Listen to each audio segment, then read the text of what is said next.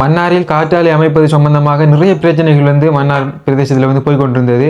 தற்பொழுது மகிழ்ச்சியான செய்தி ஒன்று கிடைத்திருக்கின்றது. அன்றோகுமார திசாநாயகர் நம்முடைய நாட்டினுடைய ஜனாதிபதி காற்றாலைகளை மன்னாரில் அமைக்க வேண்டாம் என்று தற்பொழுது வந்து அமைச்சரவைக்கு வந்து தெரிவித்திருக்கின்றார். அந்த வகையில் ஆரம்பத்தில் வந்து திட்டமிடப்பட்டுள்ளமாறு சில காற்றாலைகள் வந்து அந்த இடத்துல வந்து அனுமதி வழங்கப்பட்டிருக்கின்றது. அனுமதி வழங்கப்பட்ட காற்றாலைகள் வந்து அமைக்கப்படும். ஆரம்பத்தில் வந்து இருந்த அந்த காற்றாலை மின் உற்பத்தி நிலையம் வந்து அப்படியே வந்து இருந்து கொண்டிருக்கும். இனிமேல் புதிதாக வந்து காற்றாலை மின் உற்பத்தி நிலையம் வந்து அமைக்கப்பட மாட்டாதுன்னு திட்டமிட்டமாக அமைச்சரவைக்கு தெரிவிச்சிருக்காங்க.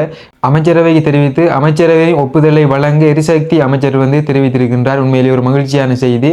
2025 இந்த டிசம்பர் மாதம் மற்றும் 2026 டிசம்பர் மாதம் வந்து அனுமதி வழங்கப்பட்ட காற்றாலை மின் உற்பத்தி நிலையங்கள் வந்து அமைக்கப்படும். இங்கே கொண்டு வந்த பொருட்கள் கொண்டு வந்த அந்த காற்றாலை அந்த மின் உற்பத்திக்கான எல்லாமே வந்து அமைக்கப்படும். இனிமேல் புதிதாக வந்து கொண்டு வரப்பட மாட்டாது என்றும் திட்டவட்டமாக முடிவெடுத்திருக்கின்றாங்க. ஏன்னு சொன்னால் மன்னார் இருக்கக்கூடிய மக்கள் வந்து இந்த காற்றாலை சம்பந்தமான விடயங்களுக்கு வந்து தொடர்ச்சியாக வந்து எதிர்ப்புகளை தெரிவித்து கொண்டிருக்காங்க.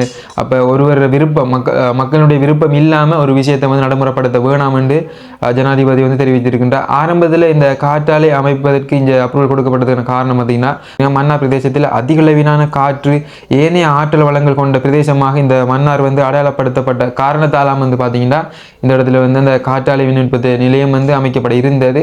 இதுவரைக்கும் அனுமதி வழங்கப்பட்ட காற்றாலை நிலையங்கள் வந்து அமைக்கப்படும். இனிமேல் புதிதாக வந்து காற்றாலை நிலையங்கள் அமைக்கப்பட மாட்டாது என திட்டவட்டமாக வந்து ஜனாதிபதி உண்மையிலே கருத்துக்களை தெரிவிக்கின்றார்.